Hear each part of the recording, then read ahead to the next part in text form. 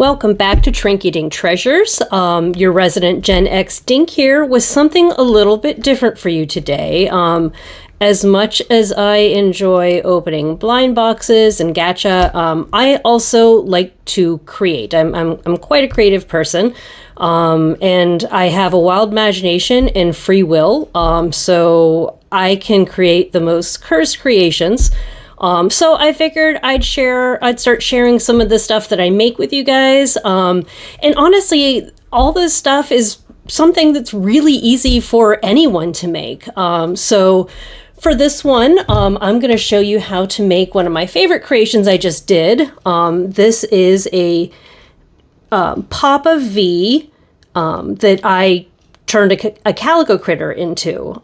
So, you know, I created the outfit, the wings, the little mask, but it was really easy to do. Unfortunately, I did not record video of the process, but I did take pictures throughout the way. So I'm going to go ahead in this video and kind of show you how to make it with a little slideshow. To make the Papa V Calico Critter, I used a Fennic Fox Calico Critter adult-sized, some rich synthetic fiber dye in graphite, little bat wings that I got from Amazon, tiny rhinestones I also got from Amazon, black fabric, and a little pattern for the shirt that I found free online, a tiny Papa V mask that was 3D printed, some paint markers, and glue. And don't worry, I will add all the links to everything up there and what you'll need in the comments so you can find it as well. So to start off, I removed the clothes from the adult Fennic Fox Calico Critter, and I printed out a Calico Critter sized Papa V mask on my Bamboo P1S printer. I used a free pattern I found on Maker World. The pattern was human size, so I did have to scale it down to fit my critter. And since I didn't have silver filament, I ended up having to spray paint it silver. But it turned out great. I had to snip it a little bit in a few places to fit over the fox's ears, but it turned out, absolutely perfect in my opinion. Next, it was time to dye my Fennic Fox black using the RIT dye. I just followed the instructions on the back of the container. I made a nice inky soup for my foxes to swim in. It only took about probably 5 minutes for them to be completely dyed black. I was really surprised at how fast that went. One thing to note, when you are rinsing them after their dye bath, do not rub them at all. If you do that, all of the flocking will wipe right off. Learn from my mistakes.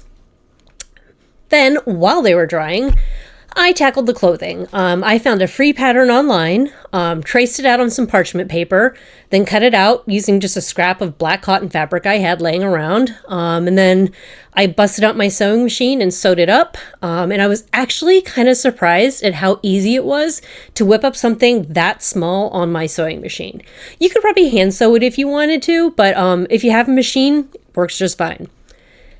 Next, I prepared the wings. I found these shiny wings on Amazon, and they were pretty much the perfect size. And since I was making a Lachryma-inspired Papa V, I needed to, of course, glue rhinestones on the wings. And I found that the rhinestones that are meant for nail art were the perfect tiny size to use.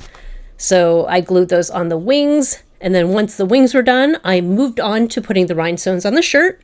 Again, I was trying to replicate the shirt that Papa V wore in the Lachryma video. It was a huge pain gluing on each individual tiny rhinestone, but in the end it was 100% worth it. I was very happy with how it turned out.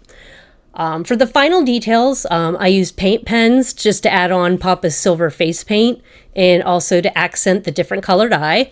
And then glued the wings onto the back of the shirt, and then, of course, once I was done there, I had a nice little photo session of my completed project.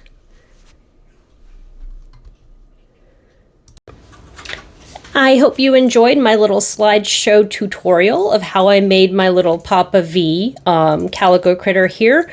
Remember to like and subscribe so you don't miss out on any of the future cuteness. And if you like these tutorial videos of the things I made, let me know and I'll do some more because I'm always creating. Thanks.